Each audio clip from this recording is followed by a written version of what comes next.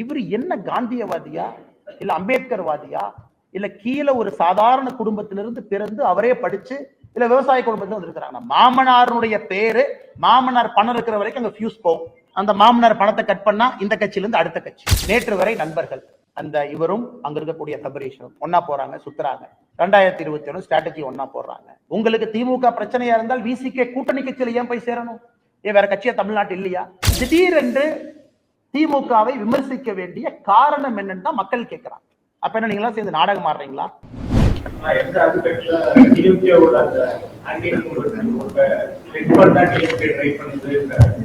ஒரு யூகத்தை உங்க முன்னாடி வைக்கிறேங்கண்ணா.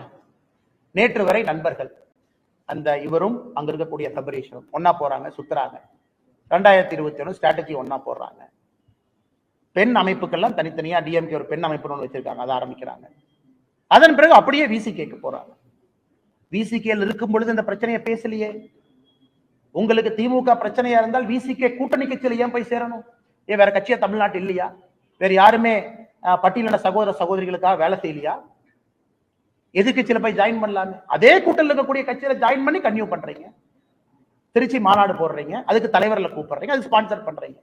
அதன் பிறகு திடீரென்று திமுகவை விமர்சிக்க வேண்டிய காரணம் என்னன்னு தான் மக்கள் கேட்கிறாங்க. அப்ப என்ன நீங்களா சேர்ந்து நாடகம் ஆடுறீங்களா? இது திமுக, திருமாவளவன், இந்த லாட்டரி அதிபருடைய மருமக 3 பேர் உட்கார்ந்து நீங்களே கேம் ஆடி புதுசா இந்த கட்சிக்கு ஒரு அனுப்பு, அந்த கட்சிக்கு ஒரு அனுப்பு, ஓட்ட பிரிக்கலாம். அது என்னுடைய ஐயத்தை வெளிப்படுத்துகின்றேன், மக்களுடைய ஐயத்தை. இல்ல நீங்க ஆக்ஷன் எடுங்க. ஏன் ஆக்ஷன் எடுக்கல? இல்ல ஒரு பேசுறது தப்பு. ஒரு சின்ன பையன் ட்விட்டர்ல ஒரு மெசேஜை போட்டா 10 நிமிஷத்துல தூக்குற கட்சி. முதலமைச்சர் அசிங்கமா பேசியிருக்காங்க. நாங்கள் பேசுவது வேறு, முதலமைச்சருடைய குறைகளை சுட்டி காட்டுவது வேறு. அப்ப மன்னராட்சின்னு அதே கூட்டத்தில் பண்றாங்கன்னா திருமாவளவன் ஏன் நடவடிக்கை எடுக்கல? அப்ப என்ன அர்த்தங்கன்னா இந்த கட்சிக்கு அவரு தலைவரா இன்னொருத்தர் தலைவரா? இதைத்தான் நான் கேட்கிறேன். ஆனால் நான் கேட்பது புத்தகத்தை வெளியிடுங்க, விஜயண்ணா பேசுங்க, எல்லாம் பண்ணுங்க, ஆதாரத்தின் அடிப்படையில பேசுவோம். சும்மா வாய்க்கு வந்தது மணிப்பூர் அப்படியே பேசிட்டு போயிடலாம். 2% கட்சி பரவாயில்லைங்க. எங்களை மாதிரி சாதாரண ஆட்கள் 2%, 4%, 6%, 12% எல்லாம் வந்துடும். கட்சி இத்தனை பேர் உழைச்சு கொண்டாந்துட்டாங்க. அடுத்து 30% போயிடும். ஆனால் சும்மா அப்படியே மேடையில வர வேண்டியது ஒரு விகடன் போன்ற ஒரு முக்கியமான ஒரு பத்திரிகை, அந்த மேடையில அரசியல் பேச வேண்டியது என்னங்க அது? நான் இதுவரை மரியாதையாக தமிழகத்துல எல்லோருக்கும் மரியாதை கொடுக்க வேண்டும் என்றுதான் அரசியல் பண்றோம். ஆனா இது போன்ற பேசினா நம்ம தரவுகளின் அடிப்படையில் பேச வேண்டி வருதுங்கண்ணா. மணிப்பூரை பத்தி தெரியணும், ஜியோகிராபி என்ன, மணிப்பூர் ஹிஸ்டரி என்ன, மேப்ல எங்க இருக்கு, மணிப்பூருக்கும் மியான்மருக்கு எவ்வளவு தூரம், ஏன் அதை நம்ம ட்ரக் ட்ரையாங்கிள்னு சொல்றோம்? எதுவும் தெரியாம மணிப்பூர் ஜியோ பாலிடிக்ஸ். ஏன் மணிப்பூர் பட்டியலை வேண்டும் என்று சைனா நினைக்குது? ஏன் மியான்மர் நினைக்குது? ஏன் நம்ம கடுமையான ஆக்ஷனுக்கு போகாம இருக்கோம்னா? 2 ட்ரைபல் சண்டை போடுறாங்க, துப்பாக்கி சூடு நடத்தி நாளை காலையில குக்கியும் ஏத்தி நீங்க சமாதானப்படுத்திடுவீங்களா? இதெல்லாம் 100 ஆண்டுகளாக இருக்கக்கூடிய பிரச்சனை. மலை மேல குரூப் இருக்காங்க, மலைக்கு கீழே குரூப் இருக்காங்க. மலை கீழே இருக்கிற குரூப் மேல போய் நிலத்தை வாங்க முடியாது. அந்த பிரச்சனை தான் இந்த பிரச்சனை. ஹைகோர்ட் ஜட்ஜு தீர்ப்பு கொடுக்கிறார், ஒரு கம்யூனிட்டி ட்ரைபல் ஆக்கு. இன்னைக்கு எல்லா விதமான விதத்தையும் கையாண்டு பிரச்சனைக்கு நார்த் ஈஸ்ட்ல அது தமிழ்நாடு மாதிரி கிடையாதுங்க. High tribal identity. சொந்த சீஃப் மினிஸ்டருடைய வீட்டை கொளுத்தும் போது நாங்க துப்பாக்கி சூடு நடத்தாம இருக்கோம். ஏன்னா துப்பாக்கி சூடு தீர்வு கிடையாது. அதற்கு மறுபடியும் நார்த் ஈஸ்ட் பத்தி எறியணும், மறுபடியும் தாய்மார்கள் உடை உடுத்தாம ரோட்டுக்கு வரணும், மறுபடியும் ஆர்ம்டு போர்சஸ் ஸ்பெஷல் பவர்ஸ் ஆக்ட எடுங்கன்னு சொல்லணும். இது ஒரே நாள்ல ஏஎஃப்எஸ்பியை கொண்டு வந்து ஆர்மி 10 காலத்தை இறக்கி ஷூட்டட் சைட் ஆர்டர் கொடுத்து 24 ஹவர்ஸ்ல கொண்டு வர தெரியாதாங்கன்னா? இது 20 ஆண்டுகள் கழித்து இந்த அமைதி வந்திருக்கு, இந்த பிரச்சனை வெடிக்கிறதுக்கு முன்னாடி. அதனால் கொஞ்சம் ஜியோகிராபி ஹிஸ்டரி தெரிஞ்சுக்கிட்டு பேசும் என்னுடைய வேண்டுகோள் இல்லைங்க.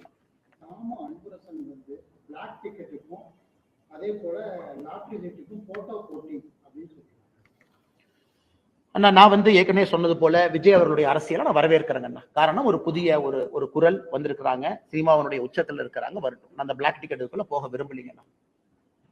பட் நீங்க சொல்லக்கூடிய இன்னொரு நபர் இஸ் a proven player, கிளியரா 508 crore 2019 இருந்து 24 வரைக்கும் அவருடைய மாமனார் டிஎம்கே கொடுத்த எலக்ட்ரல் பாண்ட், மாமனார் கொடுத்தது 500. அந்த பீரியட்ல இவர் கட்சி இவர் கூட இருக்கார், இல்ல ஸ்ட்ராட்டஜிஸ்ட். இந்த புகைப்படங்கள் இருக்கு, நீங்க செக் பண்ணுங்க. ஸ்டாலின் அவர்களோட புகைப்படம் எடுக்கிறாங்க, எல்லாம் எடுக்கிறாங்க. இப்ப டிராமா பண்ண வேண்டிய அவசியம். திடீர்னு அண்ணா இவரு கருத்துக்கு என்ன கருத்து? நான் தான் யோசிச்சேன், இவர் என்ன காந்தியவாதியா இல்ல அம்பேத்கர்வாதியா இல்ல கீழே ஒரு சாதாரண குடும்பத்திலிருந்து பிறந்து அவரே படிச்சு இல்ல விவசாய குடும்பத்துல வந்திருக்கிறாங்க. மாமனாருடைய பேரு, மாமனார் பணம் இருக்கிற வரைக்கும் அங்க ஃபியூஸ் போகும். நாளை காலையில அந்த மாமனார் பணத்தை கட் பண்ணா இந்த கட்சியில இருந்து அடுத்த கட்சி. அதனால தாமு அன்பரசன் எந்த அர்த்தத்துல கேட்கிறான்னு சத்தியமா எனக்கு தெரியலீங்கன்னா, நான் இந்த பகுதியை விமர்சனம் செய்ய விரும்புகின்றேன். அதனால தயவு செய்து விகடன் போன்ற ஒரு நிறுவனம் மேடையை கொடுக்கும் பொழுது யாருக்கு கொடுக்கிறோம் என்பது மிக முக்கியம். இதுதான் திரும்ப திரும்ப நான் சொல்லக்கூடிய கருத்து. தமிழகத்துல அது போன்ற அரசியல் வேண்டாம். அந்த ரிபெல்லியஸ் பாலிடிக்ஸ், பீமா கொரகான் என்ன நடந்துச்சுன்னு எல்லாத்துக்குமே தெரியுங்கன்னா, அது வேண்டாம் என்பது யாருமே இந்த கோணத்துல பேசுறீங்க. நான் பேச வேண்டாம் என்றுதான் இருந்தேன். ஆனா பேசுற சர்ச்சை எல்லாமே இவங்க என்ன சொன்னாங்க, இவங்க என்ன சொன்னாங்க, அப்படியே உண்மை சொல்லணும்ல.